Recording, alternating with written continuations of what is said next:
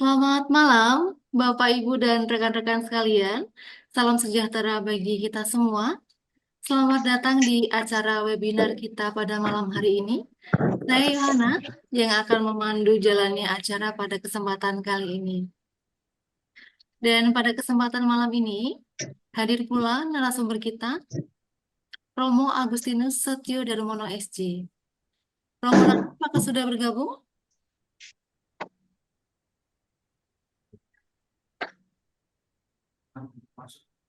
Baik.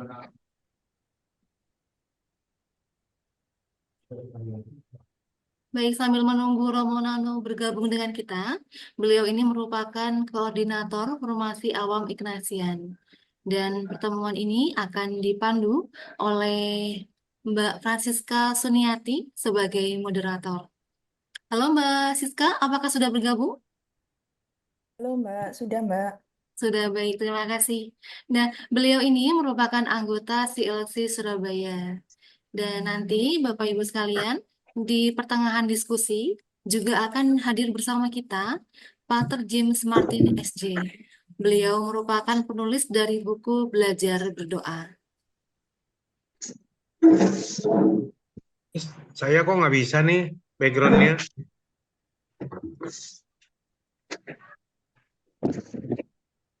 Terima kasih atas kehadiran Bapak, Ibu, dan rekan-rekan semua.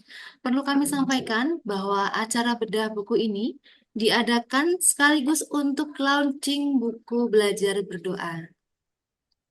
Dan untuk peserta pada malam hari ini tersebar di seluruh Indonesia, bahkan di luar Indonesia, seperti Malaysia, Singapura, dan juga Amerika. Dan dengan banyaknya peminat ini, kami harap acara ini dapat memberikan wawasan dan juga inspirasi bagi kita semua. Bapak, Ibu, dan rekan-rekan, perlu kami sampaikan terkait beberapa hal teknis yang perlu diperhatikan, yakni yang pertama, silakan untuk mengaktifkan mode kamera supaya kita saling tahu dan saling mengenal satu sama lain. Yang kedua, kami mohon untuk menonaktifkan mikrofon selama pemaparan materi supaya untuk menjaga kelancaran acara. Baik, sebelum acara dimulai, baiklah kita berdoa terlebih dahulu. Marilah persiapkan hati kita untuk berdoa. Dalam nama Bapa, Putra, dan Roh Kudus. Amin. Allah Bapa yang Maha Kasih, kami bersyukur atas kesempatan untuk berkumpul dalam acara webinar ini. Kami memohon penyertaan-Mu agar kegiatan kami hari ini dapat berjalan dengan lancar dan membawa berkat bagi semua yang terlibat.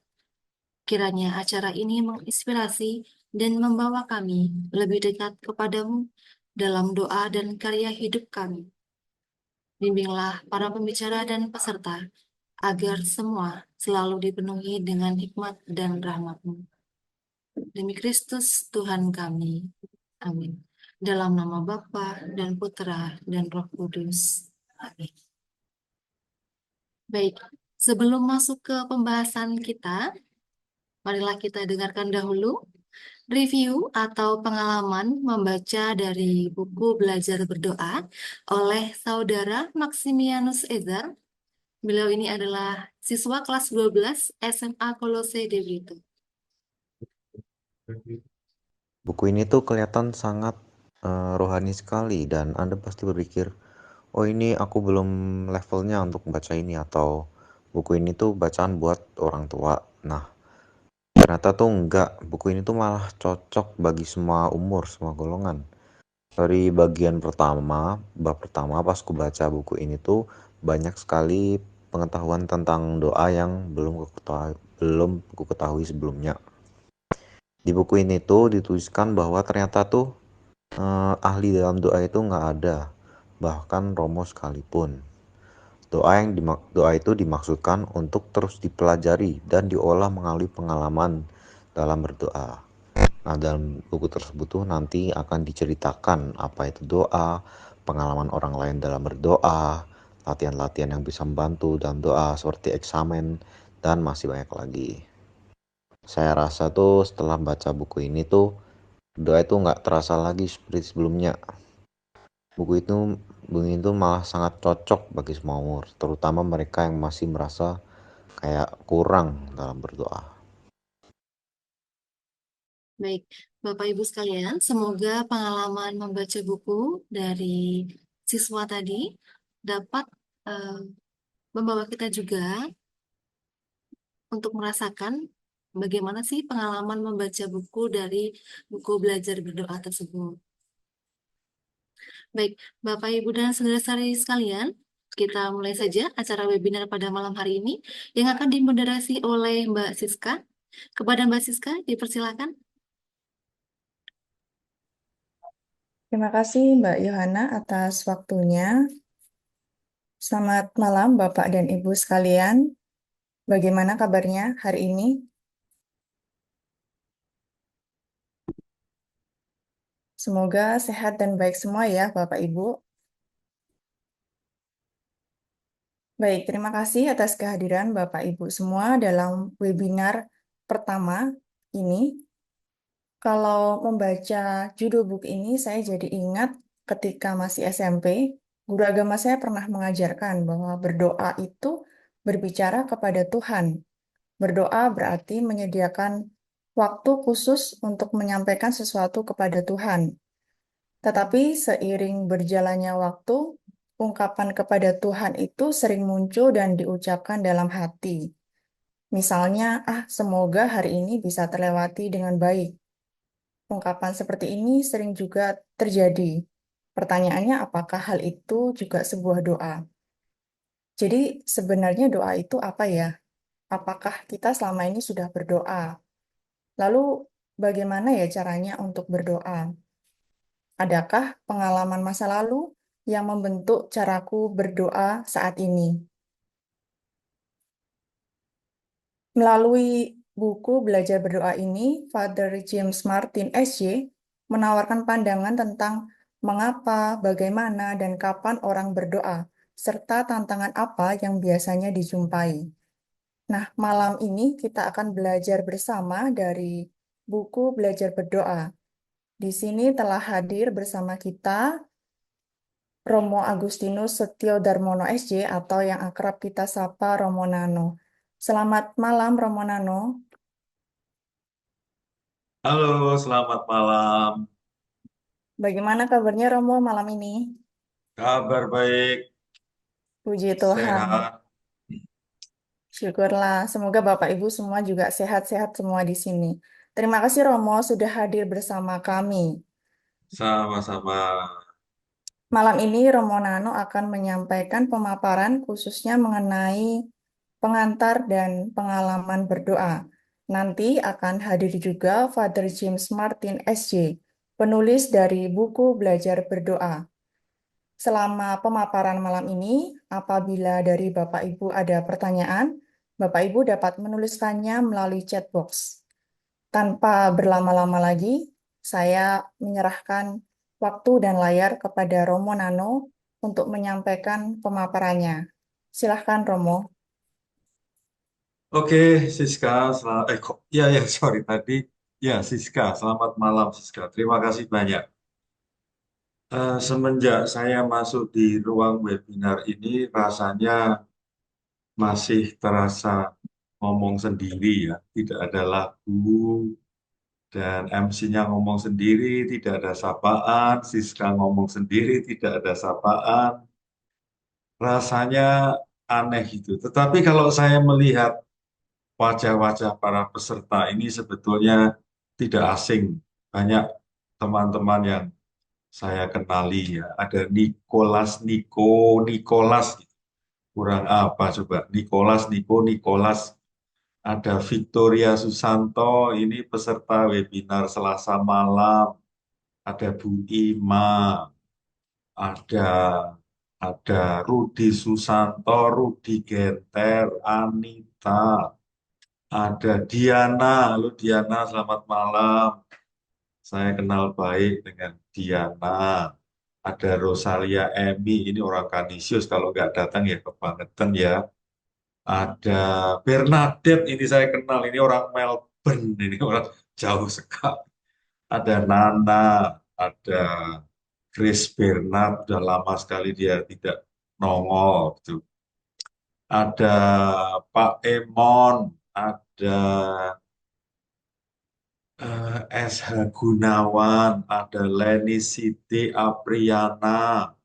Ini teman-teman lama yang sebetulnya bukan lama, teman-teman yang sudah saya kenal dengan baik. Teman-teman yang terkasih, ini merupakan rangkaian pertama dari proses launching atau perkenalan awal buku belajar berdoa ya. Dan tentu saja malam hari ini terasa istimewa karena orang yang gambarnya ada di tengah itu bakal muncul gitu. Nggak tahu jam berapa, katanya jam 8.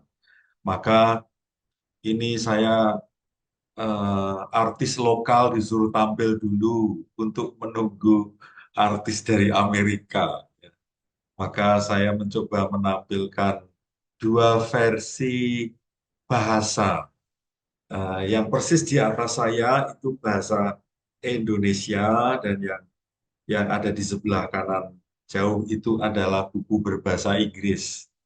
Bagi saya pribadi, apapun bahasa yang Anda pilih untuk Anda baca, yang paling penting adalah Anda sebagai pembaca memahami isi buku dan isi buku itu membimbingmu untuk menerangi pengalaman-pengalaman doamu plus membekali untuk proses doa-doamu berikutnya ya. Bagi saya itu yang paling penting. Kamu membaca, lalu yang kamu baca kamu tangkap, lalu tahu pengalaman James Martin, dan lalu pengalaman James Martin itu bisa membantu kita sebagai pembaca untuk melihat, aku mengalami hal yang dialami James Martin itu enggak. Dan ketika mulai berpikir, aku harus apa ya? Nah, pengalaman-pengalaman James Martin itu bisa membantuku untuk maju lebih lanjut mengembangkan kemampuan berdoaku. Malam hari ini saya akan mencoba menampilkan beberapa poin-poin penting yang ada di dalam buku.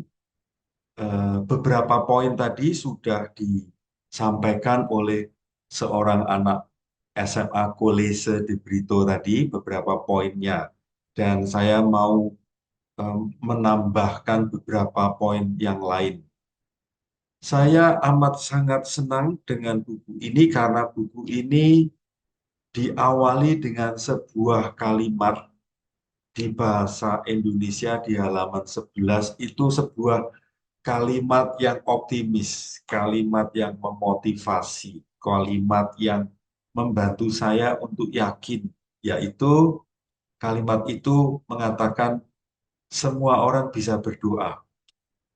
Dengan kata lain, jika saya ini James Martin tentu saja, kalau James Martin bisa belajar berdoa, tentu saya bisa, teman-teman kita semua juga bisa.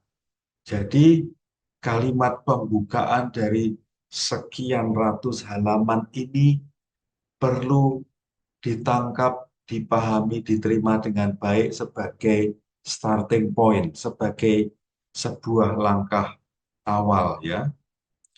Lalu selanjutnya ya, menurut saya buku ini tuh bahasanya gampang dipahami. Lalu Romo James Martin itu menjelaskan poin demi poin, dan akhirnya nanti katakanlah di akhir bab dia membuat sebuah kesimpulan yang membantu kita untuk menilai positif pengalaman kita sendiri. Misalnya, sejak awal pun sudah muncul ya, James Martin sendiri mengakui bahwa dulu ketika masih muda, dia sendiri dia sendiri mengaku jarang berdoa. Kalaupun berdoa, ya dia hanya meminta sesuatu dari Tuhan. Salah satu cara berdoa dia dulu seperti itu. Dan ternyata cara berdoa yang minta, minta, minta, minta itu ya tidak ada yang salah. Dan setelah dia belajar banyak, dia masuk ke dalam Serikat Yesus, akhirnya James Martin itu menemukan, mengetahui, mendengarkan, mengalami ada banyak cara berdoa. Ada banyak kebiasaan berdoa.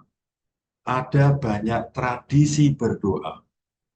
Saya memilih gambar-gambar yang kurang lebih mewakili cara-cara berdoa ya. Ada cara berdoa yang sama sekali sebelah kiri itu sama sekali tidak menunjukkan cara berdoa meditatif, kontemplatif ya sambil ya mungkin bahasa tubuhnya mengatakan kedua-duanya ya, kedua gambar ini mau mengatakan bahasa tubuhnya itu menunjukkan perasaan, pikiran, kekalutan batin yang sedang dialami.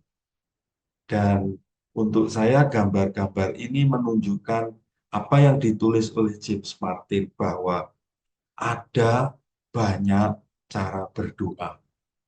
Untuk saya, statement James Martin ini membantu saya untuk tidak hanya seperti kuda yang dipakai, diberi kacamata hitam itu ya hanya melihat ke depan saja, tetapi kacamatanya dibuka dan bisa melihat aneka macam arahnya ya. Dan bagi saya yang menarik dan sangat penting adalah pemahaman doa itu sebagai sebuah relasi personal dengan Tuhan. Karena itu, sebagaimana ketika kita berelasi personal dengan seseorang, misalnya saya berelasi personal, berkenalan, berkomunikasi, bekerja sama dengan Yosua tadi, saya mencoba membangun relasi dengan Kristiana, dengan Erwin Lim, dengan siapa saja ya, dengan Erlin gitu. Pasti kan ada banyak cara berkomunikasi, bukan? Ketemuan langsung, WA, telepon, video call. Teman-teman, poin ini sangat penting. Doa adalah berelasi. Dan sebagaimana kita pahami relasi itu apa, sebagaimana dalam hidup kita ada aneka macam cara berelasi. Maka juga ada aneka macam cara berdoa dalam rangka menjaga, menikmati, mengembangkan relasi dengan Tuhan. Kalimat pertama dari gambar ini saya rasakan tidak begitu menohok ya, tetapi memberi wawasan, sebuah pengetahuan, sebuah pemahaman bahwa doa itu sesuatu yang berubah sepanjang hidup. Artinya apa? Artinya ketika saya kecil, cara berdoanya A. Ketika remaja, cara berdoa saya berubah menjadi B. Ketika saya berada di novisiat Serikat Yesus sebagai frater, cara berdoanya berubah. Ketika saya sudah memulai usia 30, 40, 50, cara berdoanya berubah lagi, berubah lagi. Teman-teman, sampai di titik ini, saya mau mengajak Anda semua untuk mulai memikirkan gitu, memikirkan gimana tahap-tahap perkembangan doamu. Krishna, Bu Lili, Christina, Novia, bagaimana perkembangan tahap-tahap doamu ketika kamu kecil, SMP, SMA, kuliah, menikah, punya anak, anak-anak sudah besar. Saya berharap teman-teman tidak hanya mengalami satu bentuk doa lalu terus saja sepanjang hidup. Saya. Kalimat kedua yang hurufnya saya besarkan dan saya beri warna kuning, itu untuk saya daya atau efeknya lebih besar. Doa bisa mengubah hidup. Apa yang saya rumuskan dalam benak saya katakan atau saya batin, itu ternyata merubah. Kadang-kadang perubahannya tidak saya rasakan. Tetapi kalau melihat setahun yang lalu, apa yang saya mintakan, loh, kok terjadi ya? Apa yang dimintakan oleh orang tua saya pada waktu saya kecil ya. Bapak saya itu mendoakan supaya salah satu dari kelima anaknya ada yang jadi rohaniwan. Doa bapak saya merubah hidup saya. Doa ibu saya merubah hidup saya. Dan doa saya pasti juga merubah hidup orang-orang yang saya doakan. Maka teman-teman, ketika Anda berdoa dan Anda tahu persis apa yang Anda sebut dalam doa, cermati. Kata-kata dalam doamu itu merubah hidupmu atau tidak. Artinya juga, ketika kamu berdoa, perhatikan. Pilihlah kata-kata yang kurang lebih tepat. Supaya kalau hidup kita terubah oleh doa-doa kita, ya tentu saja harapannya adalah perubahannya itu menjadi semakin baik, semakin baik, semakin baik, bukan? Karena itu, Ibu Nancy Suhut, selamat malam. Silakan mencermati kata-kata yang diucapkan dalam doa.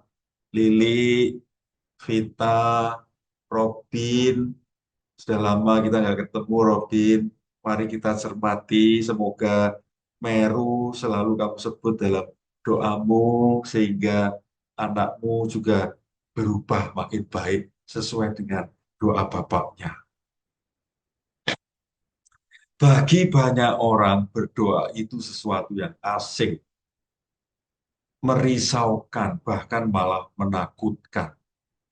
Orang masuk ke dalam kesunyian takut.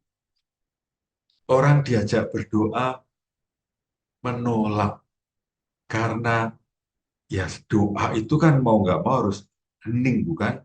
Ya oke, dalam doa bersama-sama mungkin agak lumayan seru ya karena ada banyak temannya ya. Tetapi ketika harus sendirian lalu berdoa, ternyata yang dikatakan James Martin ini benar ya.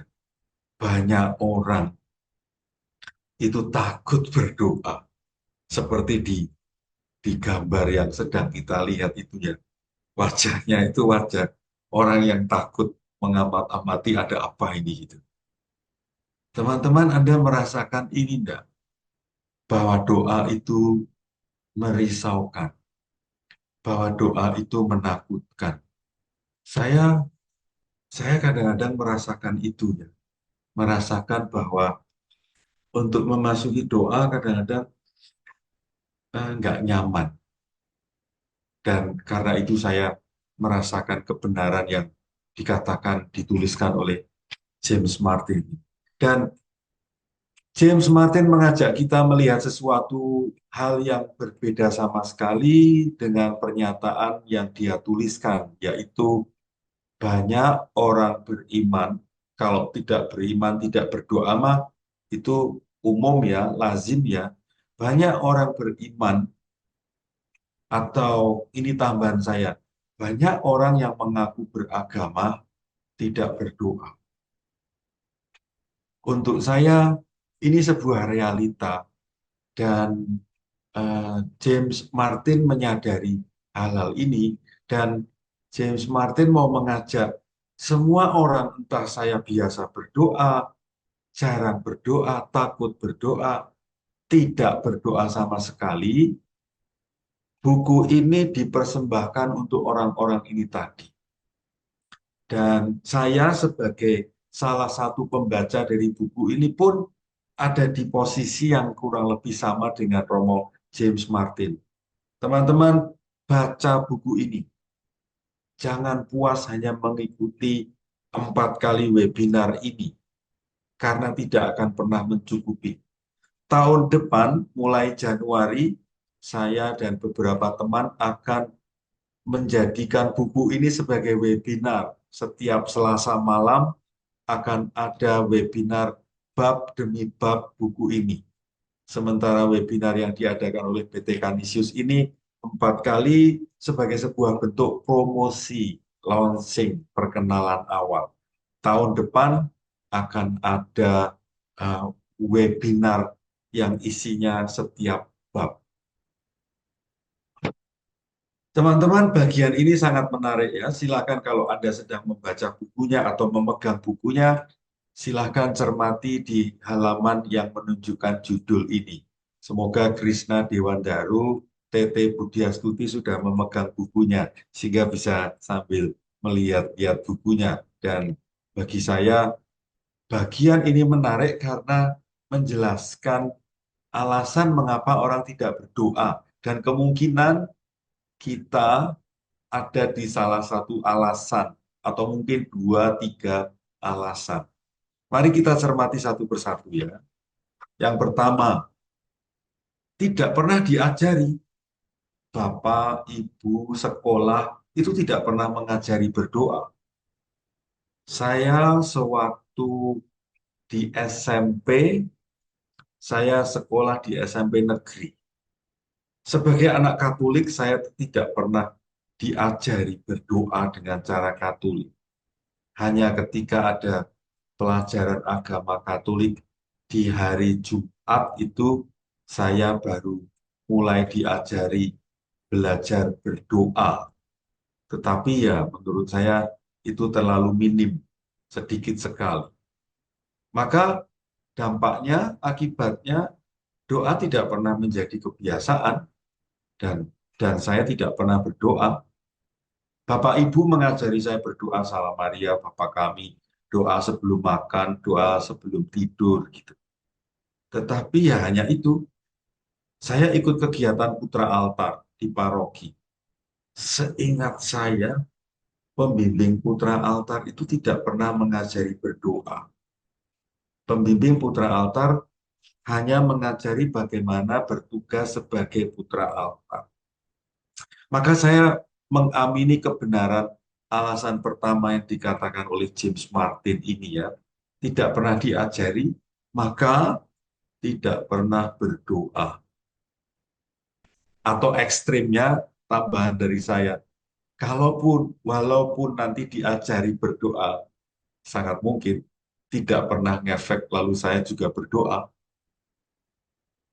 Tapi poin pentingnya adalah karena tidak diajari. Alasan kedua, mengapa orang tidak pernah berdoa? Karena berpikir bahwa berdoa itu hanya dilakukan, dikhususkan menjadi tugas orang-orang suci. Entah itu suster, bruder, biksu, kiai, romo, orang-orang yang dianggap suci.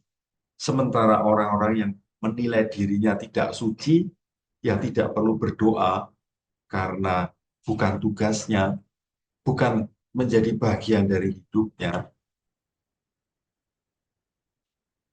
Nah, ini keterangan yang menarik.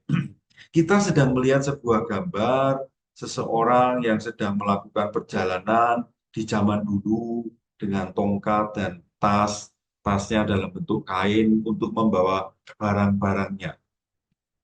Gambar ini saya pilih untuk menjelaskan keterangan yang ditulis oleh Romo James Martin, yaitu hambatan terbesar dalam doa itu kita berpikir bahwa dorongan untuk berdoa, dorongan untuk berelasi, berkomunikasi dengan Tuhan itu seluruhnya 100% tergantung dari saya. Atau dengan kalimat lain, menurut keterangan ini, Tuhan itu tidak pernah punya keinginan, kebutuhan, tindakan untuk berelasi dengan kita. Jadi hanya satu sisi saja. Saya yang ingin, saya yang mencoba, saya yang berusaha. Tetapi ternyata ketika sudah mencoba, berusaha berdoa, nggak mencapai apa-apa, lalu berhenti. Satu arah saja. Teman-teman, ini penting ya, karena saya merasa sebagian besar dari kita kemungkinan berpikir seperti ini. Berdoa itu hanya satu arah. Padahal persahabatan kita dengan Tuhan, komunikasi, relasi kita dengan Tuhan itu tidak tergantung pada diri kita saja. Tetapi juga Tuhan pun bergerak, Tuhan pun berinisiatif, Tuhan pun aktif mencoba mencolek kita, mengajak kita untuk berkomunikasi. Kita semua sedang melihat sebuah gambar di mana seorang malaikat yang bersayap, ya, manusia bersayap itu malaikat, dan ada manusia di bawahnya yang berwarna lebih gelap. Ini gambar tentang Yakub yang melarikan diri, dan dalam pelariannya itu dia dihadang oleh malaikat. Dan terjadilah perkelahian yang lama, dari malam sampai menjelang fajar menyingsing, berjam-jam. Teman-teman, gambar ini mau mewakili bahwa dalam hidup kita ini, kita manusia, Yakub dalam cerita ini, tidak hanya hidup sendirian, bergerak kemanapun sesuka hati. Karena ada pemeran lain dalam perjalanan ini, yaitu Tuhan yang disimbolkan oleh malaikat yang intervensi, terlibat, menghadang, mendukung dalam gerak laku hidup kita. Tuhan Yesus pun tidak diam ketika ada satu anak domba yang pergi. Kalau Tuhan tidak bergerak, ya sudah, domba itu akan hilang, kan? Tapi Tuhan bergerak, mencari, menembus hutan, melewati padang rumput, dan akhirnya dia menemukan satu domba yang hilang itu. Maka teman-teman, ini poin yang menurut saya sangat penting. Dan poin ini adalah Tuhan bergerak, mencoba menghubungi kita. Alasan ketiga mengapa orang tidak berdoa, karena dia pernah diberitahu bahwa cara berdoamu salah. Dan saya pernah mengalami ini. Ketika saya berada di novisiat Serikat Yesus, saya pernah mengalami ini. Dan dampaknya adalah saya menjadi tidak berminat lagi, tidak punya antusiasme lagi untuk berdoa. Lalu sebetulnya juga mengalami agak bingung juga ya. Saya mau berdoa tapi cara berdoa saya keliru. Bahkan saya diberitahu, kalau cara berdoamu seperti ini, ya kamu tidak akan pernah bisa ketemu Tuhan. Mati dah saya. Jadi teman-teman, kita bisa belajar apa dari alasan yang ketiga ini. Kalau saya ada di pihak yang pernah dinilai, diberitahu cara berdoamu salah, dengan buku belajar berdoa ini, saya seperti dibantu untuk cara berdoamu nggak salah. Atau ada banyak cara lain untuk berdoa kok. Jadi jangan putus asa. Kalau di sisi lain saya menjadi orang yang menemani orang belajar berdoa, kalau saya ada di pihak sebagai orang yang memberi penilaian, saya akan berhati-hati kalau memberi penilaian pada orang lain. Saya mencoba tidak akan pernah mengatakan cara berdoamu salah. Karena ternyata penilaian semacam itu membuat seseorang lalu menjadi mengkerut, bahkan lalu kehilangan nafsu untuk berdoa lagi. Sebuah kalimat dari buku belajar berdoa yang ada di halaman tertentu, saya lupa mencantumkan halamannya, mengatakan tidak ada benar salah dalam cara berdoa. Aduh, kalimat ini menghibur hati. Sehingga seperti gambar yang ada di slide yang sedang kita lihat, rasanya saya bernafsu lagi, bersemangat lagi untuk memasuki ruang bernama berdoa. Dan sesudah itu, ketika saya ganti pembimbing waktu itu, dan pembimbingnya persis sebetulnya mengatakan hal ini. Tidak ada salahnya cara berdoa. Coba saja cari cara berdoa menurutmu yang paling bisa membantumu ketemu Tuhan. Rasanya saya bersemangat lagi, berwarna-warni, penuh aroma, penuh rona untuk semangat berdoa lagi. Alasan keempat mengapa orang tidak berdoa lagi. Tidak berminat, ya sudah, kalau sudah tidak berminat ya mau apa ya. Ditawari bakso, nggak berminat, ya nggak akan makan. Ditawari pisang goreng yang enak sekali, ya namanya tidak berminat ya tidak akan mengambil, bukan? Tapi ketika kita berada di alasan keempat ini, teman-teman, kembali ke yang dikatakan oleh James Martin di awal dan berulang-ulang dalam buku ini, yaitu buku belajar berdoa ini ditujukan termasuk untuk orang yang tidak berminat berdoa. Baca buku ini. Semoga dengan membaca buku ini lalu muncul ide, gagasan, keinginan untuk berdoa. Tidak berminat pada Tuhan. Atau ini catatan kritisnya, teman-teman. Seringkali kita itu tidak tertarik berelasi dengan Tuhan. Penyebabnya adalah konsep saya, persepsi Anda tentang Tuhan itu nggak tepat.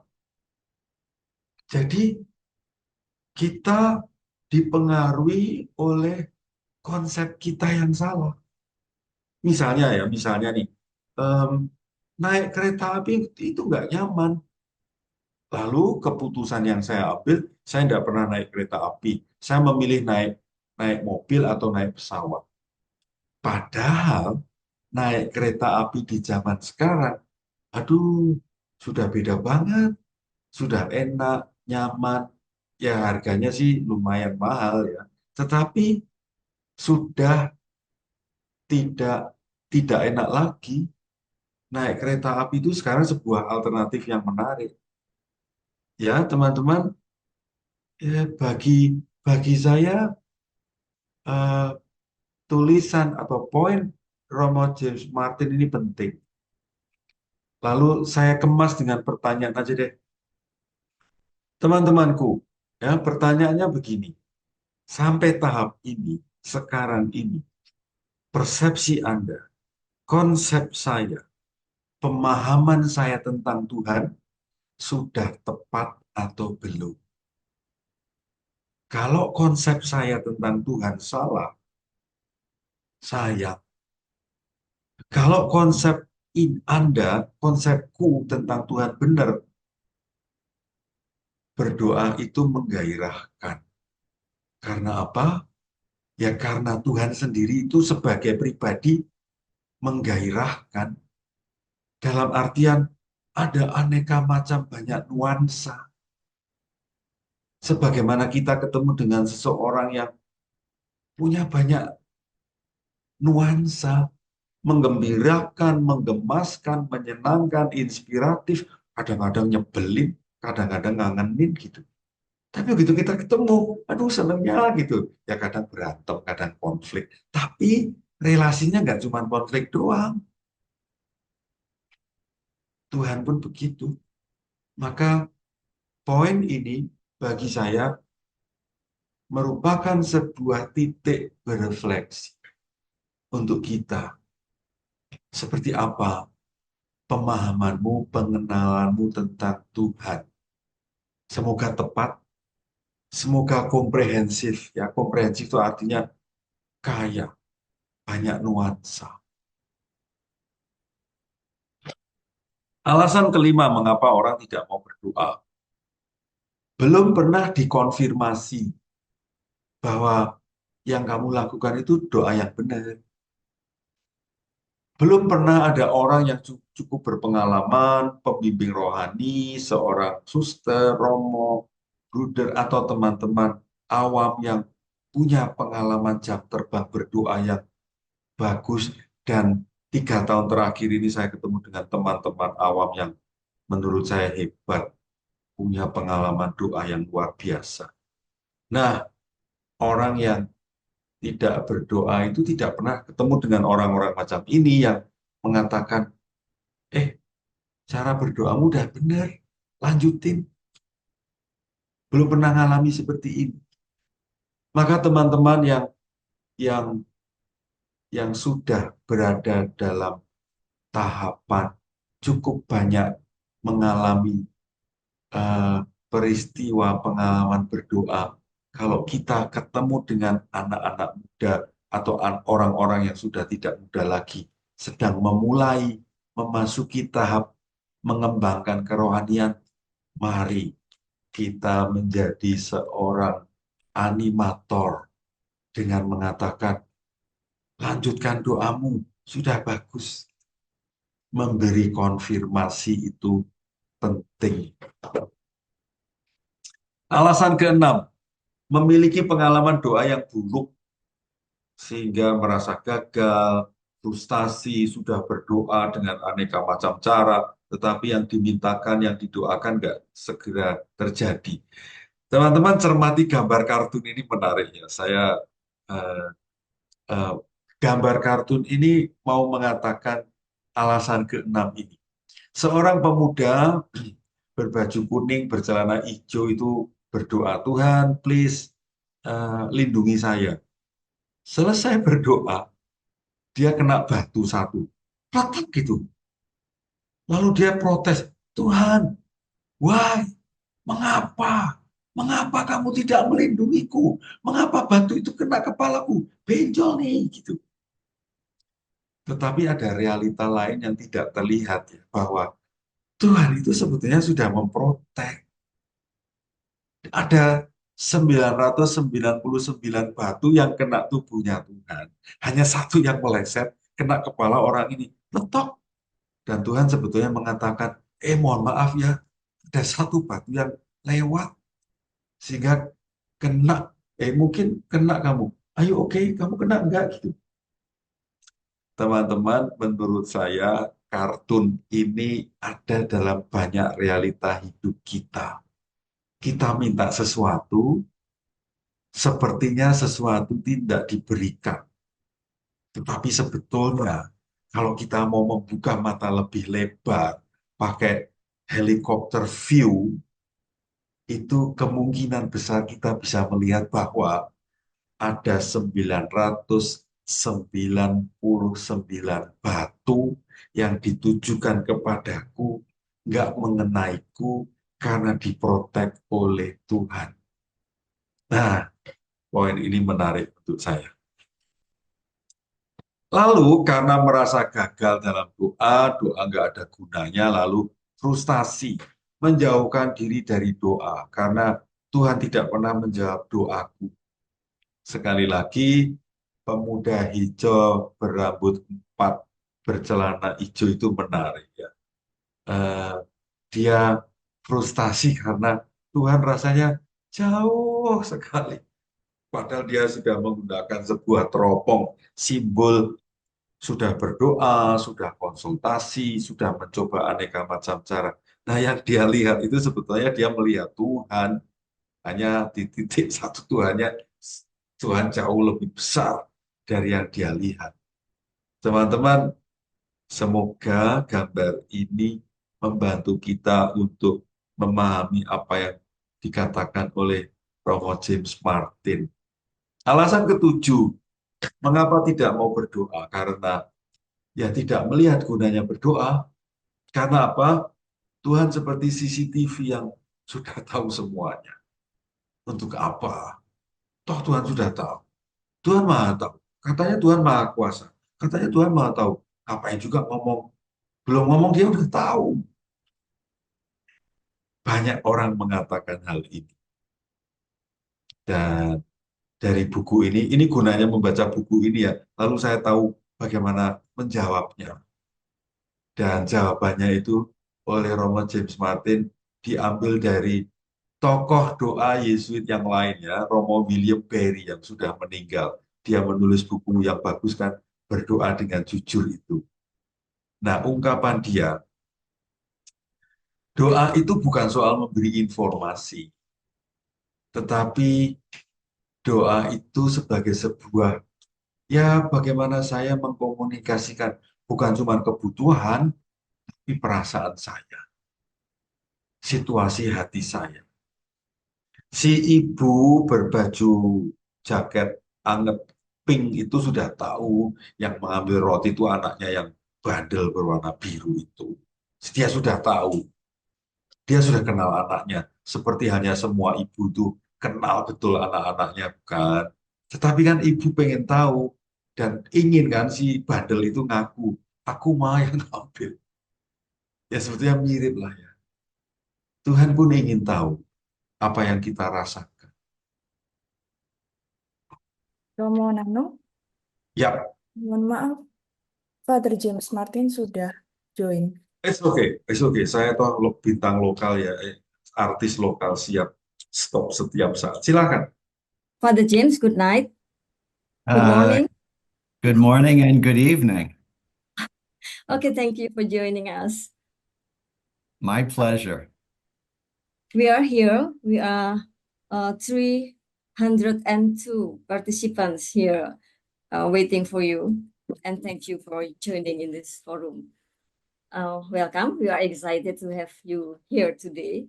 And I just want to say thank you for your attention, that you always reply to my email, open yourself for our communications. And I want to say that really means a lot to us. And we are here together with Father Nano. Father Nano has already explained to us about everything that you write on your books. And I think now is your time to say hello or to say anything that you want to say to us. And I'm pleased to Father Nano accompany you in expressing your idea, your opinion, and share to us. Please, Father Nano, I'll give the time to you, and you can talk to Father James, whatever you want to say to Father James before Father James share anything to us. Please, Father Nano. Hi, James. I'm Nano. Hello, Nano. Hi. How are you? I'm good. How are you? Nice to be with you. Yeah, I'm good. Nice to have you here. Thank you. Well, I'm working now. Well, my provincial gives me a job as a formator for lay people and Ignatian spirituality. So 3 years, for 3 years, I have been working in this area, and I meet a lot of people who are loving to know more about Ignatian spirituality. And your book, wow, it's a special gift for us to learn about prayer. So I decided to work with the committee, with Rini, to do webinars on your book. This year will be 4 webinars. This is the first one. Next year, I will do the same thing, but for each for each chapter from your book, I will make it as a webinar. So maybe will be 20, or the number of the chapter of your book will be the webinar. So this is a group of lovely people because they are very enthusiastic to learn your book. Well, this is a short introduction of who we are, and now your time to say hello to us. Please, James. Well, first of all, thank you very much. I'm going to speak slowly since I know that not everyone speaks English as a first language. Now, how long would you like me to speak? Is it about 15 minutes? Is that right, Rini? Barini. As far as I know, 10, 15 minutes. Great. Okay. So first of all, I want to thank Rini and Nano and my brother Jesuits who work in the field of Jesuit spirituality. Really, this is our great gift to the world and to the church. Many people think that the big gift of the Jesuits is our schools, our colleges, our universities, and that is certainly true. But St. Ignatius Loyola, the founder of the Jesuits, did not start the Jesuits so that we could start schools. But really, the great gift is Jesuit, or as we call it now, Ignatian, because it's more than just for Jesuits, Ignatian spirituality. And as I say in my book, which I'm so grateful was published, and what a beautiful cover and beautiful treatment of the book. I'm so grateful. I'm grateful that it is in your language because obviously I don't speak that. And so the great gift is this gift of prayer. And the first line of my book is everyone can pray. Everyone can pray. And I think for many people, many Catholics, many Christians, they doubt that. They think, well, I am the only one who has difficulty praying. And people think, well, everyone else must have an easier time than I do praying. But we have to admit that sometimes prayer can be dry. Sometimes it feels like nothing is happening. Sometimes you feel like you close your eyes and you wonder what is supposed to happen. So the book is really an invitation for everyone to be able to pray. And Nano will appreciate this. When I was in the novitiate, the first stage of Jesuit formation, people would say things like, oh, I felt this in prayer, or oh, I experienced this in prayer. And I would say, what does that mean? Does that mean you hear voices or you see visions? What does that mean? And so what I want to talk about this morning is really the focus of the book. And it is something that is very confusing and frustrating for many people, which is this question: what is supposed to happen when I pray? Now, for Jesuits and for spiritual directors, that is an easy question because we are used to people coming to us and sharing with us what happens when they pray. And yet, when we are starting to pray, we wonder basically what is supposed to happen when I close my eyes, right? What is supposed to happen? It's such a confusing question. And so today, very briefly, I would like to talk about what happens when you close your eyes. So let's assume that maybe you are praying over a scripture reading, or maybe you're just imagining yourself with Jesus. Or maybe you're being just quiet in front of the Blessed Sacrament. Or maybe you're walking in the park and you're praying. And the question is, what really is supposed to happen? And what does happen? And how do I know if that's God? Well, to begin with, as I said earlier, sometimes it feels like nothing is happening. This morning I was praying and I closed my eyes and I got distracted and I got a little confused and I got a little too focused on myself, and that's okay. I think any time that is spent in the presence of God is important, and something deep is going on down inside of you. However, at other times, things happen. And let's look at the different things that happen while you pray. And I talk about this in my book. And by the way, Nano, can you pronounce how that book is? I do not speak. Is it Belajar Berdoa? Is that the name? Is that how you say it? Yeah, belajar means learning. Okay. Berdoa, prayer, Thank you. pray. So Thank you. belajar berdoa. You pronounce very well. Thank you. So in Belajar Berdoa, I talk about the different things that happen when you pray. The first is an insight. An insight. So let's imagine that we are praying a gospel reading. Let's imagine we are praying the reading of the miracle of the loaves and the fishes. And you're thinking about that. Maybe you're imagining yourself in the scene, like Jesuits invite you to. Maybe you're imagining yourself, you're picturing yourself in the scene. And you have an insight. And the insight is, I never noticed that there were just 2 loaves and 5 fishes. Oh, excuse me, 2 fishes and 5 loaves. And that is a very small amount.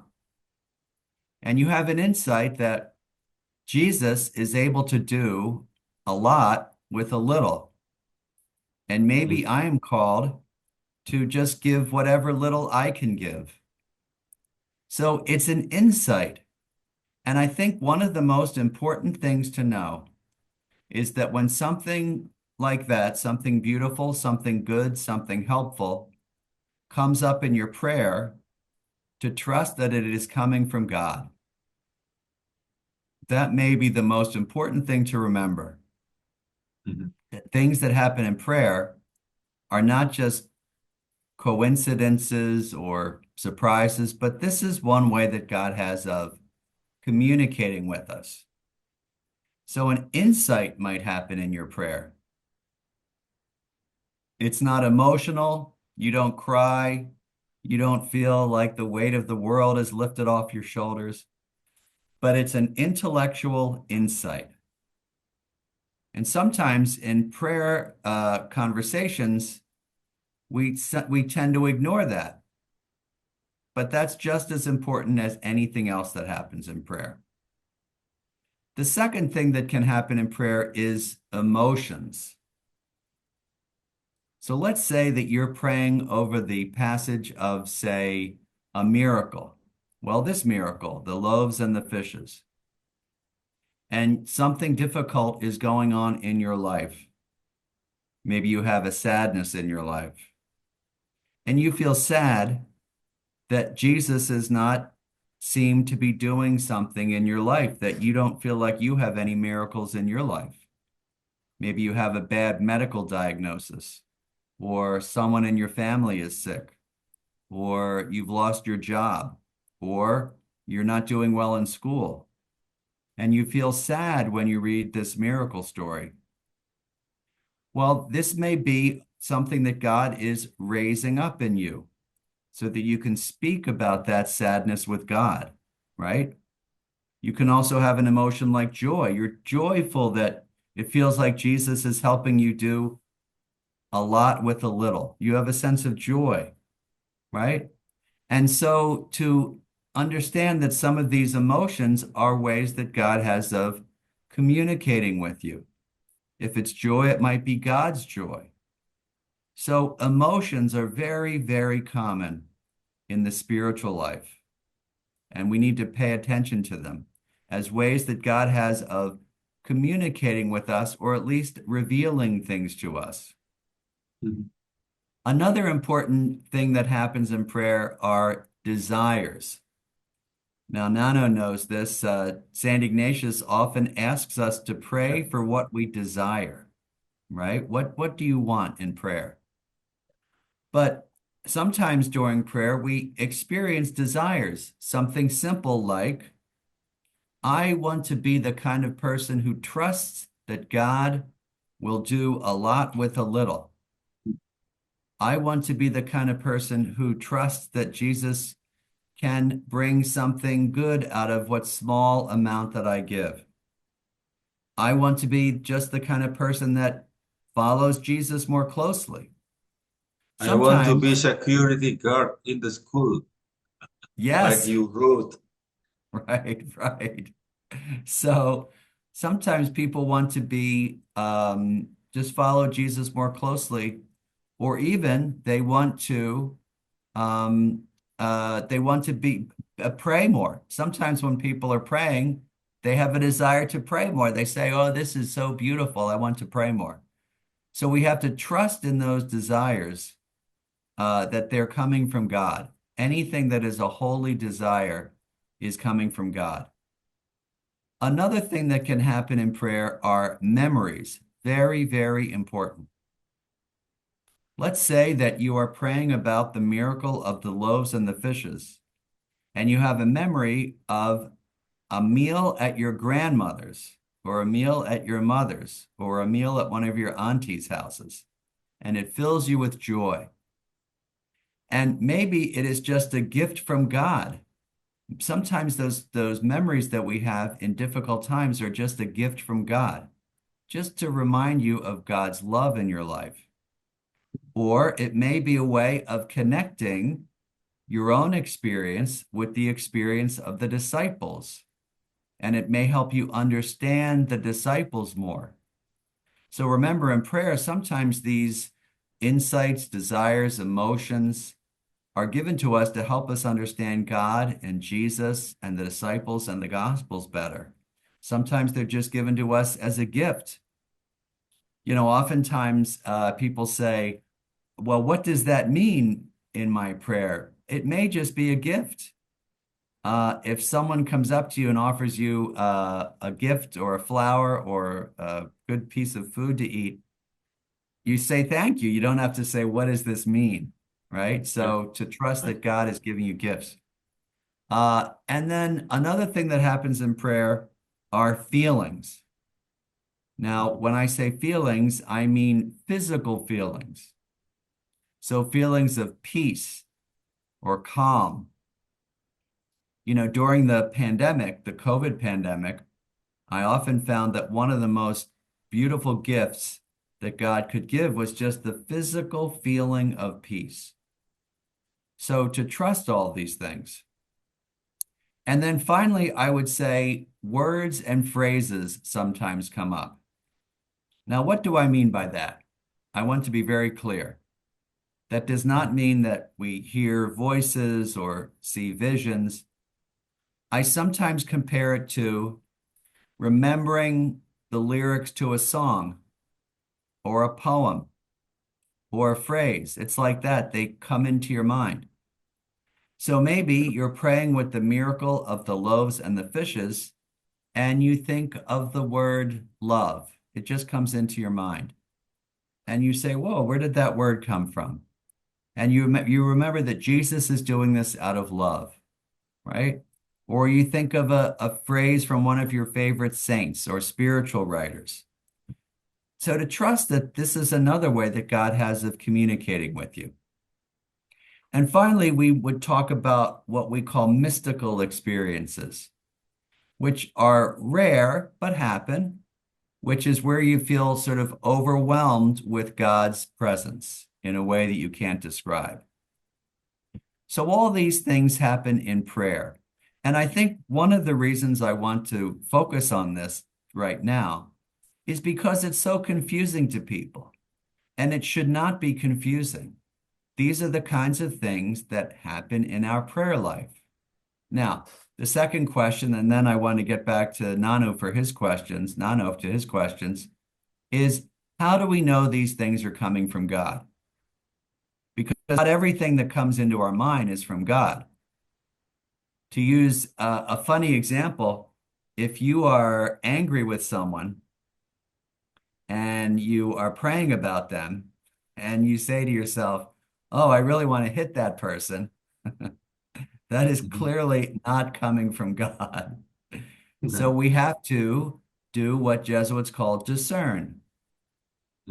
Generally speaking, anything that leads you to a life that is more charitable and loving and peaceful and hopeful is coming from God. So most of the time, for good people, the kinds of things that we were talking about, emotions, desires, insights, memories, feelings, words, and phrases, we can trust if they are good things that they are coming from God. And so what I really want to emphasize is this. Trust that these are ways that God has of communicating with you. My first spiritual director, and Nano will appreciate this, was my assistant novice director, used to say, when you have these experiences, pay attention. Because it is not just something that happens to happen. It's not just a coincidence. It's not just you. It is God communicating with you. So there are many ways that God communicates with us during the day. And I'm sure that you know about the prayer of the examen, where we look backwards and we see how God is in our daily life. I think that's easier sometimes for people to understand. God works through relationships or the sacraments or nature or music or art or anything else, our friends, our family. And I think most of us are comfortable with that. But it is this sort of way that God speaks to us in our prayer, in our quiet time, in our contemplative prayer, that I think just needs a little bit more attention, which is why I wanted to focus on it today. So that's really my little presentation. It's really the heart of the book, What Happens When You Pray, because I think it's the most confusing, and I think it was very confusing for me when I was a Jesuit novice, and I wanted to share it with you today. So that's my brief little presentation, and now I'm happy to talk with Nano or answer your questions. Okay. Thanks, Jim. First of all, thank you for speaking slowly, so we are able to catch what you already told us. Very clear. Thank you. And what you already told us about the socius of the novice master. On my experience when I was a novice, my novice director told me, your way of praying is wrong. But fortunately, the socius of the novice master confirmed me, no, your way of praying is right. Find your own way to pray. Wow. So I was knocked down by the novice director, but then I was helped by the socius of the director. And then several years to go, I was appointed as a novice director for 11 years. Wow. So I was on the position to console, to confirm the novices, to be able to be brave to pray.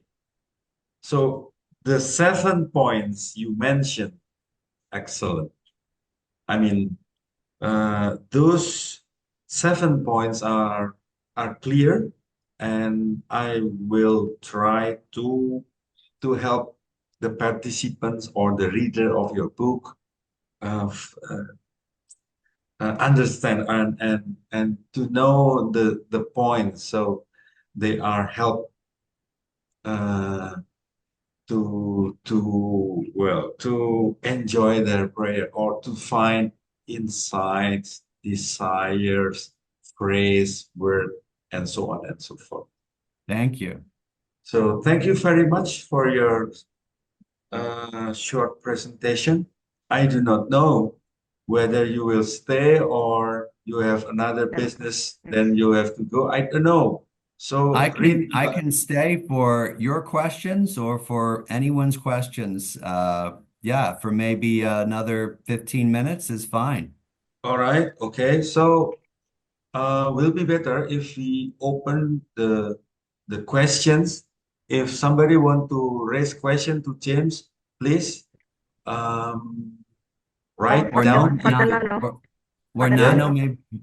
Maybe the committee have to open the mic because they already yeah. close Okay, all the okay, mic. okay, Give the time okay, to them to open the mic. okay. So we are waiting for the participants to raise some question to you, James. Or maybe Nano, you have a question or two to begin with. Okay, good question. A good remark. Or maybe I ask you a question. Can I ask you a Will question? be better. I'm not ready to ask. Yeah. So my question, because I always think people will be interested, is what was this wrong way of praying, and which is now obviously a right way of praying? What was the way that you were praying that the socialists had to tell you was okay? At that time, well, the novice director has had an idealism of how doing the spiritual exercise or the long retreat at that time. The context was the long retreat. I couldn't praying according to his idealism of how to contemplate. I cannot seeing in my fantasy or in my contemplation. But later on, the socius of the socius to the spiritual director, he knows me that I have capability to feel much stronger. My feeling, which is you mentioned about emotions, desires, feeling. In those area, I feel stronger compared to imagining the color, the size. That's I think what that's Yeah, I'm sorry. I think that's a good lesson for everyone, which is not everyone prays in the same way. Some that's people, as I say in my book, have prayer that is very content heavy, images, sounds. They can imagine themselves in a scene. That's generally the way that sometimes Jesuits invite people to pray. But other people cannot do that. And they say, it's just not for me. And that is okay.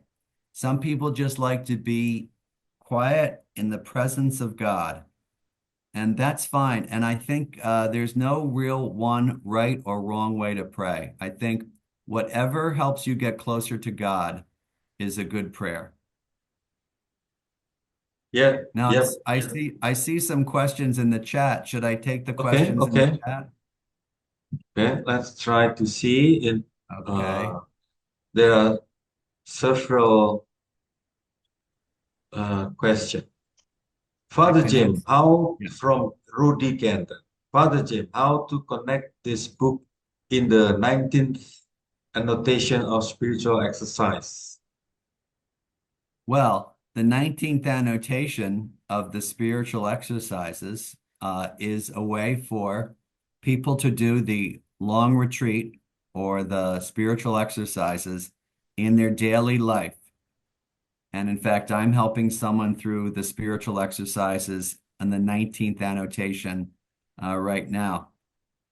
I think the book will help because it reminds you that, as Nano was saying, there's really no one right way to pray. And that the spiritual exercises invites us to imagine ourselves in the scripture scene. And I think that's one way to pray.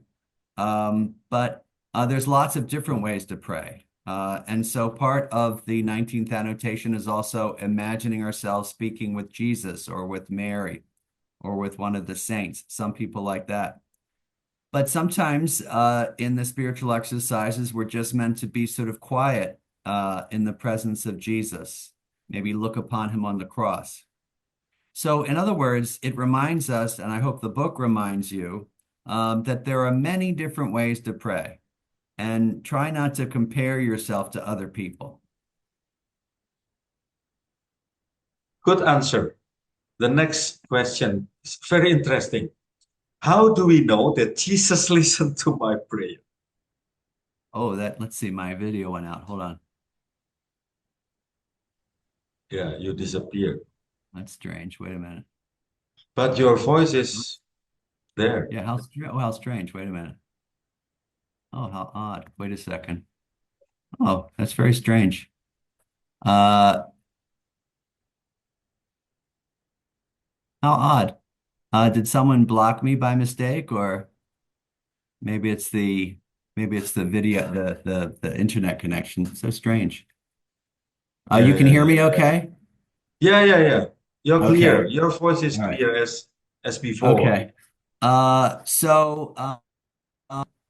Yes, I think, how do we know that? Well, sometimes it feels like God does not hear just because it feels like we are not getting what we want, right? But really, we have to trust that God always hears our prayers. And even though we might get distracted, and that we might feel that we are imperfect, God is perfect and always hearing our prayers. So remember that and be just to trust. So it is about trust. It is about belief. Well, I think, as I say in the and I'm sorry about this video. It looks like it's an internet problem. Yeah, it's okay, James. Yeah, that's okay. As I say in the book, one of my favorite models of prayer was given to us by the Jesuit theologian Karl Rahner. And Karl Rahner looked at the way Jesus prayed. And he said that Jesus's prayer had three parts or three aspects. The first aspect was honesty. So remember, in the Garden of Gethsemane, he says, "Let this cup pass me by." So he's being honest. And I think honesty in prayer is just absolutely essential. We have to be honest with God about even our difficult emotions. The second part of Jesus's prayer, says Karl Rahner, is trust. And this is where this question is important, that we trust that God hears us. When Jesus is praying at the tomb of Lazarus, he says, "I know that you hear me." So he says to the Father, "I know that you hear me." But the third part is acceptance. Again, in the Garden of Gethsemane, he says, "Not my will, but your will be done." And so we have to really trust that God hears us. I think the difficulty is that sometimes our prayers don't seem to be answered. We have to be blunt about that. Sometimes we pray for something specific and we don't get it. And the invitation is to say, can I still be in a relationship with a God whose ways that I don't understand, even if it seems that these prayers are not being answered? So I think really in the end, it's about the relationship. Good, thank you. Do you still have time? Because Yes, there I are do. still I do. And I'm sorry. more and more questions. I'm The sorry about third- the lack of the video. It is okay, James. It is okay because we are able still hear your voice very clear. Father Nano, I'm Yep. sorry. It seems that someone not in purpose clicked the stop video. I asked the committee to handle it, but I don't know whether they can handle it or not. But so maybe for the next time, Father James will not appear in the video until my friend can handle it. I'm sorry, Father Nano, but maybe you can continue. Yes, okay, Mbak. Nggak apa-apa, Mbak. Nggak apa-apa. Okay. Nggak apa-apa. It's okay. Okay. James, are you still there? Ya kayaknya James? terlempar kayaknya. Saya lagi try masuk Mbak, lagi. Mbak, suaranya gemetar. Ini aku Suaramu. pindah, ada problem dengan komputerku, minta maaf. Jadi aku juga pindah nih ke akunnya Krisna, komputernya kurang oke. Jadi tiba-tiba mati tadi, maaf. Ini aku sekarang pakai mic yang cadangan, jadi agak getar suaranya. Romanto bisa handle dulu sebentar sambil aku kontak Father James ya. Kayaknya beliau terlempar, gak bisa masuk lagi sebentar. Silakan diisi dulu topiknya. Oke. Ah, baik. Okay, Para I'm back. peserta ya. Oh, I'm hi back. James. You are there. Sorry. Always good to go out and come back. Oh, okay. You did so? I did. So yeah, we're okay. So Okay. so that I think for the 19th annotation, so I think we have to, so Jesus's prayer is marked, Karl Rahner says, by honesty, trust, and acceptance. And I find that so helpful. Just so helpful. Yep. Good. And then the next question. What is the correlation between praying and fasting? Does fasting makes your prayer more solid? Oh, that's a hard one. Yeah. Yeah, it's very hard. I think fasting, originally, fasting was also supposed to be connected to giving alms to poor people. So fasting originally was to help us also save money on our food so that we could help the poor. So there's a real connection there with fasting and giving alms. But I think fasting sometimes can also remind us, in a good way, that our bodies should not always be in control. Now, let me be clear about this because sometimes that is misunderstood. We all need to eat. We all need to sleep. We all have bodies. I often tell my spiritual directees this. I have to be told this. We all have bodies, and we need to take care of our bodies and be healthy. So I'm not saying that we should do anything unhealthy. What I'm saying is that sometimes when we fast during Lent, for example, to maybe eat a little less or to cut something out, it's a reminder that, really we are in control of our bodies and what we take in. And I think it also reminds us of the people who are poor and who don't have food. And it also reminds us that Jesus himself fasted. So I think all these ways can help. St. Ignatius recommends fasting while you're praying, meaning just to cut back a little bit. But I think it's important to be clear that fasting cannot make God do something in your prayer. We It's not the sometimes, bribery. yep, exactly. Bribery, right? If I do this, you will do this, right? Nano, I've never heard it put that way, but that's a great image. Bribery, right? So sometimes we call it, in the US, we call it the transactional model of prayer. Now, what does that mean? Well, God, if I do this, you have to do this. If I say 10 rosaries, you have to do this. I think we have to keep in mind who is in charge. God is in charge. And so it's Bill Barry, I saw you were quoting Bill Barry earlier. Bill Barry said that the best way to understand our relationship with God is like a friendship. It requires honesty, it requires time, it requires listening, like we were talking about. But to Nano's point, you don't you don't bribe your friends. You don't say, if I take you to dinner, will you be my best friend? No, you do these things out of love, right? And you might do something difficult for a friend. You might visit them in the hospital or drive them to an appointment or, cook dinner for them. Not because you want something from them, but just out of love.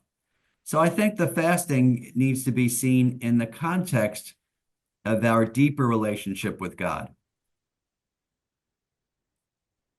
Okay, thank you. The next one. What should we do on a personal prayer when we are on a situation of anger? Should we calm down first or just pray and listen to his answer? Another great question. I think I will answer this personally.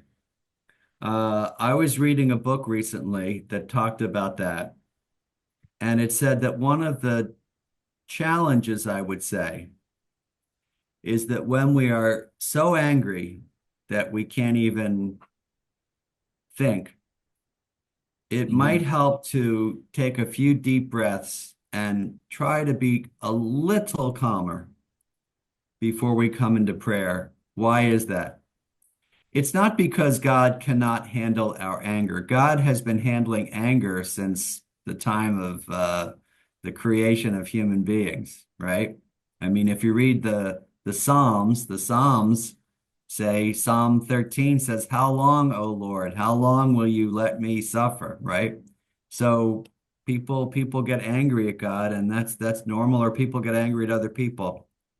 But sometimes if you're angry, you can end up just focusing on yourself and just trying to really not focusing on God. So I just think it's good to just take a few deep breaths and remember that this is about God. This is not about you. At the same time, let's be very clear. It's okay to express your anger to God. Yeah. Maybe you're angry at a friend. Maybe you're angry at how life seemed to have turned out.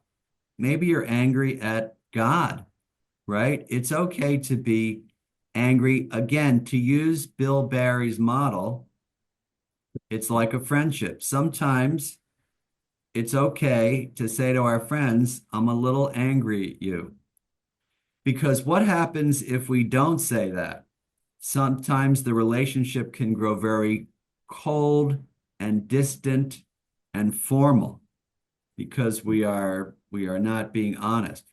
So I think the anger has to be part of our honesty, but also if you're too angry, if you're just in a rage, I think it does help to take a few deep breaths just to start your prayer.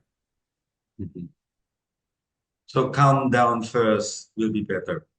Calm down, I would say, as much as you can. Now, I know I'm talking to 282 people, and Yeah. all the 282 people, every single one, I'm sure at some point gets very angry. So it's a very human thing. I'm not saying you can't get angry, but here's a good example. Let's say you are so angry at your friend. You don't want to talk to that friend right away. You might give yourself a half an hour or an hour to calm down. That's what I'm saying. That doesn't mean you don't say I'm not angry at you, but it does mean to just calm down a little bit, just a little bit before you start. Yeah. Okay, then the next questions, I hope that they will be the last one because Okay. still a lot there. About young people or young people who are not wanting to go to the church anymore. Or in your book, you mentioned agnostic. So how do we invite them to talk about prayer or invite them to pray or to invite them to talk about God? I think it's a big thing as well. That's a big question. I think that the way to help young people to find God is to help them notice where God is already active in their lives. And so it is not so much saying, I'm now gonna convince you that God exists, or I'm going to prove to you that God exists, but it's rather inviting people to notice. So where do you feel a sense of gratitude? Where do you feel a sense of joy?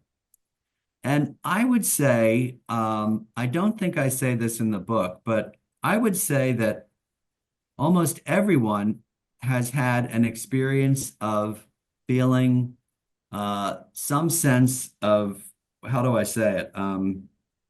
Well, that they've had moments where they feel just overwhelmed by joy or peace or love or comfort. And that's one way that God has of speaking to them.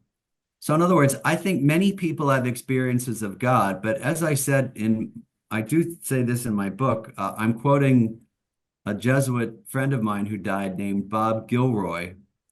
And Bob used to say, which I thought was so brilliant, that people are not encouraged to think about these moments as God. So everyone has these moments, but no one encourages them to say, that might be God. Let me give you an example to make it more concrete. I was doing a baptism a few years ago, and someone who was at the baptism said, when you were pouring the water over the baby's head, I got very emotional. This was someone who was an agnostic.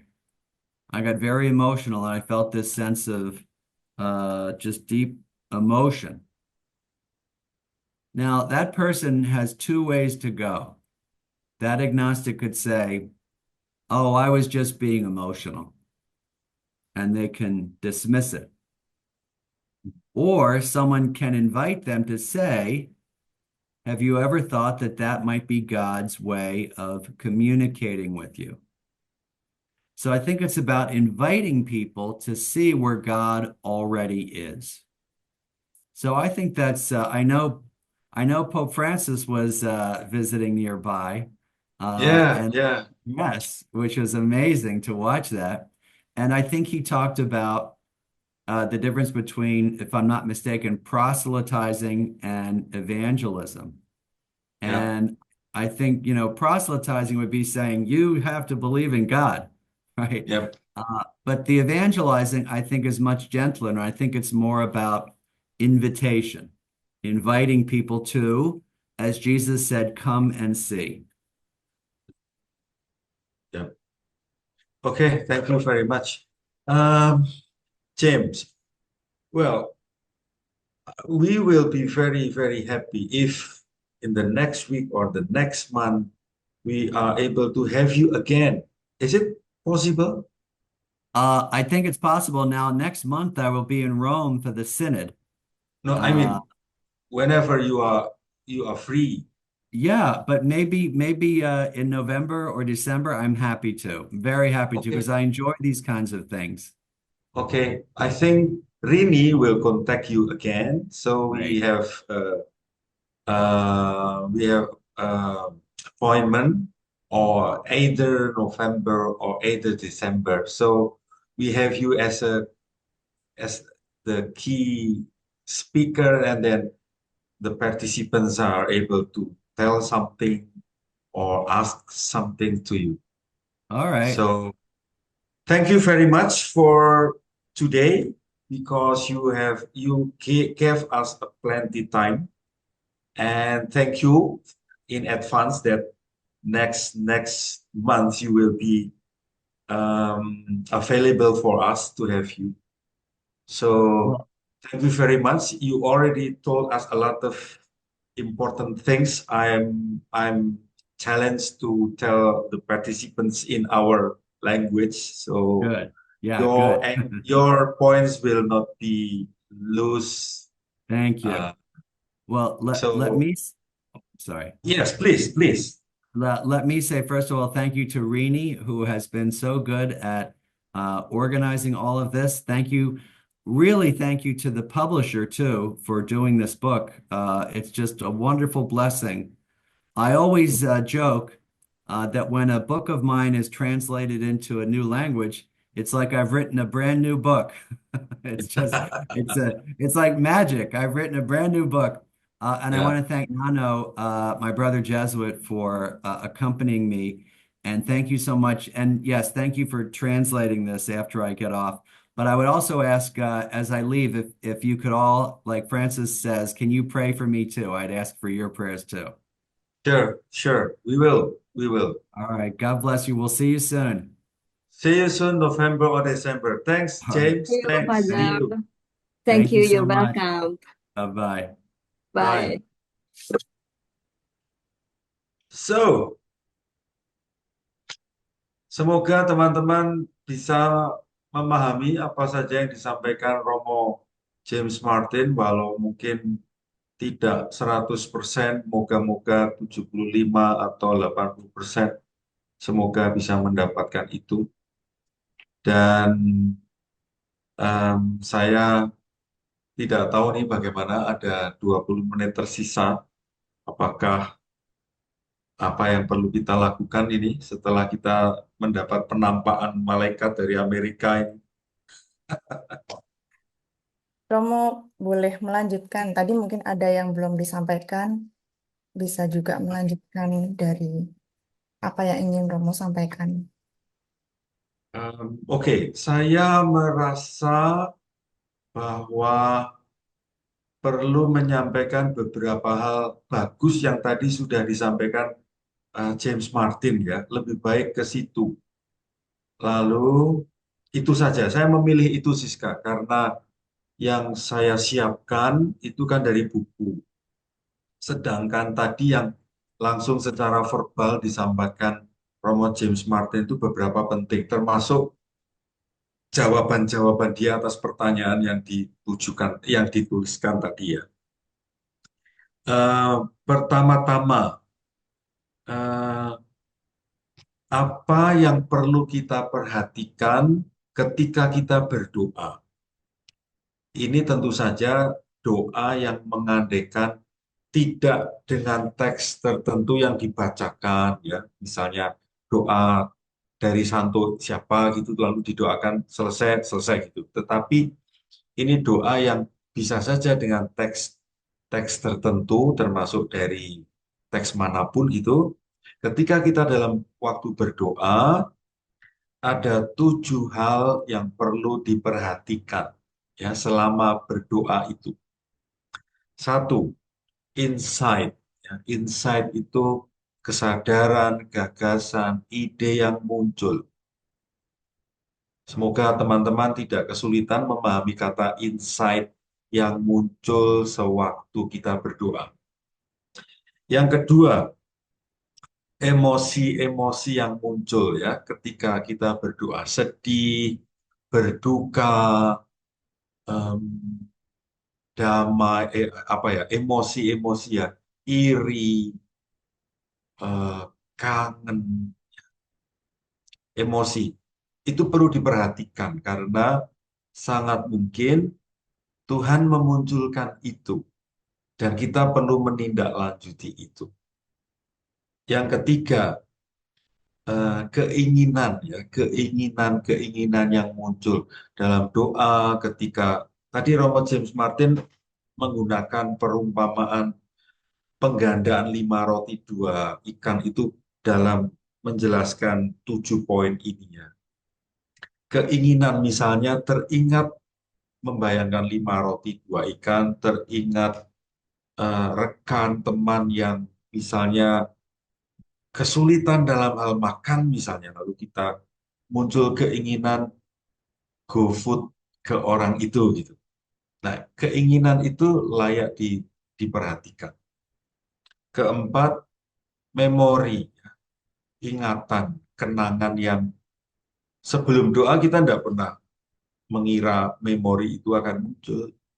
Nah, memori yang muncul dalam doa bisa menjadi salah satu bentuk tanggapan Tuhan atas doa kita. 5, feeling, ya, perasaan. Memang 11-12 ya, beda tipis antara emosi dan perasaan. Tapi silahkan bisa di Google bagaimana beda antara emosi dan perasaan. Perasaan tadi yang disebutkan oleh Father James adalah damai, tenang, gitu. Yang keenam, kata-kata yang muncul, frase kalimat yang muncul. Entah itu dalam bentuk syair, lagu, puisi, atau satu kata saja misalnya, maaf, atau cinta. Kata yang muncul itu, sekali lagi, sangat mungkin itu dari Tuhan. Dan yang terakhir, yang ketujuh adalah pengalaman mistik.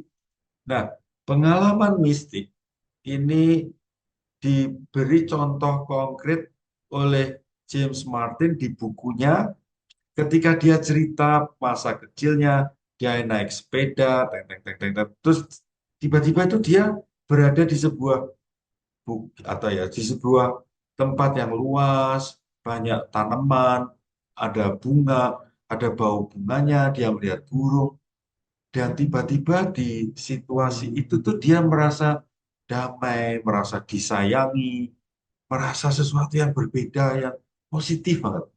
Nah, itu contoh konkret sebetulnya pengalaman mistik ya, sebuah perasaan yang kuat bahwa aku disayangi oleh keluarga, oleh teman-teman, oleh Tuhan gitu. Pengalaman mistik itu sebetulnya dalam tanda petik sesederhana itu.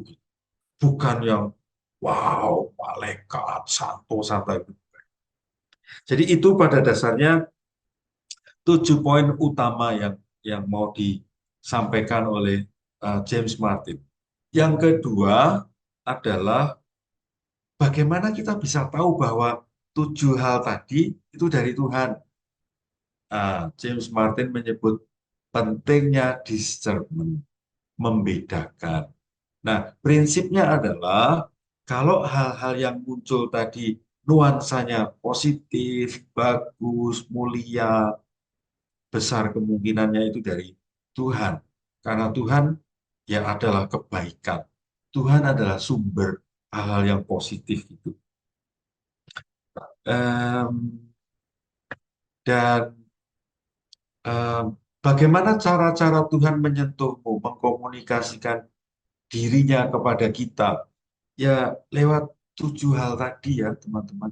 Itu cara-cara Tuhan menyampaikan apa yang Dia inginkan itu. Lalu yang ketiga, ini yang terakhir karena masih ada beberapa hal lain ya, dan waktu pasti juga terbatas. Ada 3 syarat dalam berdoa. Yang pertama, jujur, honesty. Saya mesti jujur. Saya takut, saya gelisah, saya khawatir, saya senang, saya berbunga-bunga, saya marah. Ini mengacu pada dia tadi menyebut William Barry, ada bukunya yang terkenal itu ya, berdoa dengan jujur, itu sebagai syarat pertama berdoa. Lalu yang kedua, trust, percaya. Percaya bahwa Tuhan itu mendengarkan doaku. James Martin tadi memberi contoh ketika Tuhan Yesus berdoa untuk membangkitkan Lazarus dari kematiannya. Tuhan Yesus kurang lebih mengatakan begini, Allah Bapa, aku percaya, aku yakin Engkau mendengarkan doaku. Maka bangkitkan Lazarus. Percaya bahwa Tuhan mendengarkan doa kita. Yang ketiga, acceptance, penerimaan. menerima bahwa yang terjadi nantinya itu bukan kehendakku, tapi ya kehendak Tuhan. Seperti pengalaman Tuhan Yesus di Getsemani. Bukan kehendakku piala ini berlalu, tapi silakan kehendak Allah Bapa yang berlalu.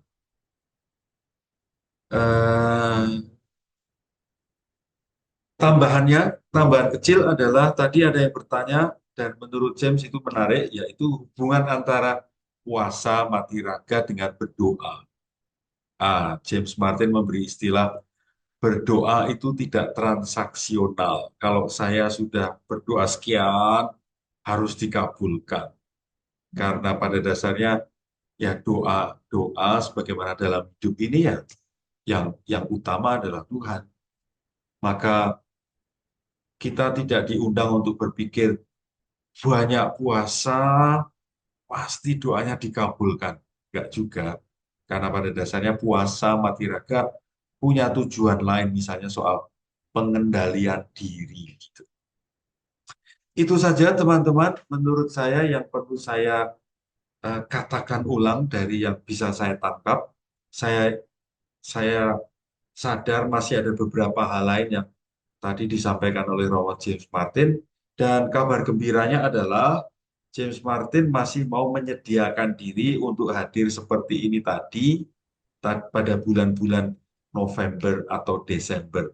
Dan Mbak Rini akan mencoba ngontak Romo James Martin, dan saya harap teman-teman sudah punya banyak pengalaman membaca bukunya, sehingga nanti proses pertemuan dengan Romo James Martin lebih menarik, dan nanti kita bisa pikirkan bersama sebaiknya proses penerjemahan bahasa Inggris ke bahasa Indonesia untuk teman-teman yang masih harus perlu penerjemahan masih bisa kita pikirkan. Karena tadi saya melihat Rudi Genter langsung menerjemahkan di chat room ya. Terima kasih Genter sudah menerjemahkan.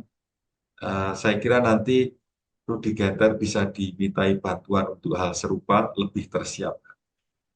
Itu Siska yang bisa saya katakan, lakukan untuk di menit terakhir perjumpaan kita malam hari. Kembali ke Siska, silakan. Baik, terima kasih Romo Nano untuk penyampaiannya, dan tadi juga sudah menemani Father James Martin dan menyampaikan ulang atau rangkuman dari apa yang disampaikan oleh Father James Martin. Di sini saya tidak perlu merangkum lagi karena sudah cukup banyak dan padat sekali yang disampaikan. Karena mungkin waktu kita cukup terbatas, barangkali ada kata-kata penutup begitu ya Romo, dari Romo Nano untuk acara malam hari ini. Silahkan Romo. Kata-kata penutup saya adalah buku Belajar Berdoa itu bagus. Maka bacalah teman-teman. Bacalah. Kalau Anda sudah membaca, akan lebih baik kalau Anda punya 2, 3, 4, 5 teman dengan siapa Anda bisa saling berbagi. Sehingga Anda akan menjadi lebih kaya. Atau juga termotivasi untuk membaca, untuk, oh ternyata maksudnya begitu ya. Gitu. Jadi bacalah, berkomunitaslah untuk berbagi. Sehingga Anda akan mendapat lebih banyak. Buku ini buku bagus. Itu Siska yang bisa saya sampaikan untuk teman-teman semua. Terima kasih Romo Nano. Sekali lagi terima kasih untuk pemaparannya malam hari ini. Kita berikan reaction untuk penyampaian Romo Nano dan Father James Martin pada malam hari ini. Bapak Ibu di sini juga sudah bisa membuka mic kalau mau memberikan apresiasi untuk Romo.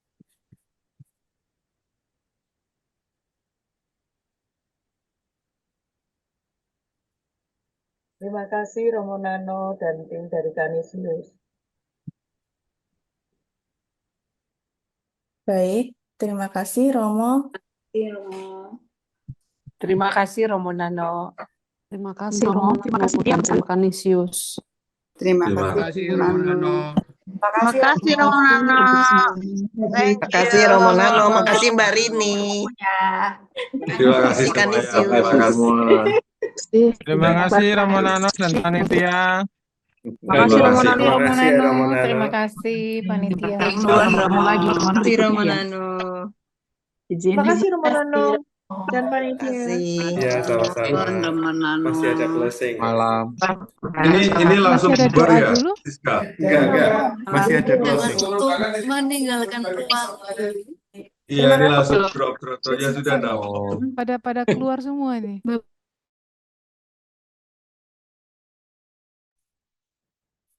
Iya, terima kasih Bapak Ibu atas apresiasinya. Kita belum selesai untuk acara malam hari ini. Tadi sedikit ralat Bapak Ibu, tadi mungkin saya dikenalkan sebagai anggota CLC. Saya bukan anggota CLC, tetapi saya dari komunitas latihan rohani pemula. Baik, dengan demikian sesi pemaparan buku belajar berdoa pada webinar kali ini telah selesai.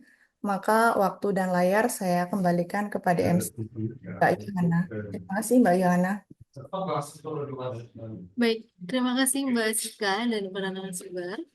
Terima kasih juga apresiasinya dari para peserta.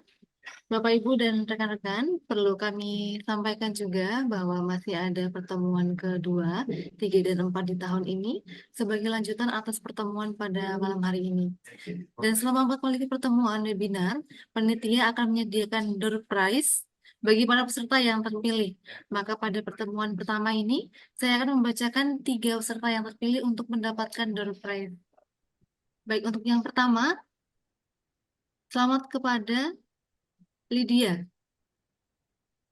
Atas nama Lydia yang bertanya mengenai correlation between praying and fasting. Lalu yang kedua, Agi Erwin. Dan yang ketiga, Rahmi Santo Yakobus. Baik, kami ucapkan selamat kepada 3 peserta yang beruntung. Panitia akan menghubungi untuk menyampaikan mekanisme pemberian hadiahnya. Lalu perlu kami sampaikan pula, akan ada hadiah utama. Ini berupa 1 unit handphone, 1 unit handphone yang akan diundi di akhir pertemuan bagi peserta yang hadir selama 4 kali pertemuan berturut-turut. Maka dari itu, perlu kami ingatkan untuk mengisi link presensi dan evaluasi yang akan dibagikan melalui WA Group Belajar Berdoa. Bapak Ibu sudah masuk ke grup Belajar Berdoa ya? Baik. Selain pertemuan di tahun ini, akan ada pertemuan juga setiap bulannya selama tahun 2025 atau tahun depan bersama dengan Romonano. Baik, dan bagi Bapak Ibu atau rekan-rekan yang menghendaki buku belajar berdoa, kami panitia menyiapkan diskon sebesar 25% untuk anggota KRC atau Canisius Reading Community. Dan bagi yang ingin menjadi member, informasi lengkap ada di WA Group. Dan untuk diskon reguler sebesar 10% untuk pembelian buku melalui marketplace. Jadi silakan kesempatan ini bisa dipergunakan sebaik-baiknya. Lalu untuk informasi lain-lain dapat Bapak Ibu ikuti melalui WhatsApp group yang sudah kami sediakan. Sekali lagi kami ucapkan terima kasih kepada Bapak Ibu dan rekan-rekan semuanya yang sudah meluangkan waktu untuk mengikuti webinar pada malam hari ini. Baik, marilah kita tutup acara ini dengan berdoa, lalu diakhiri dengan mohon berkat dari Romonano. Baik, marilah persiapkan hati kita untuk berdoa.